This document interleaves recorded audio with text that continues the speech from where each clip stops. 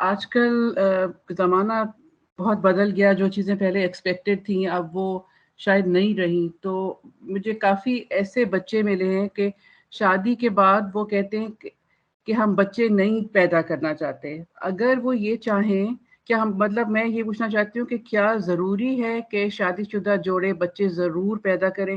ان کے بہت سارے ریزنز ہوتے ہیں کہ دنیا خراب ہو گئی ہے، ہم ایسی دنیا میں، ہم اس انسرٹنٹی والی اور انجسٹس والی دنیا میں بچوں کو نہیں چھوڑنا چاہتے، یا کوئی بھی ان کی وجہ ہو. تو کیا یہ فرسٹ کیا رکھا ہے ہم پہ کہ بچے ضرور پیدا ہوں؟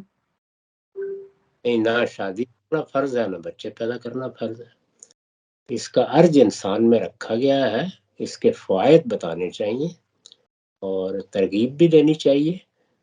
ذمہ داری سے بھاگنا کوئی اچھی بات نہیں ہے.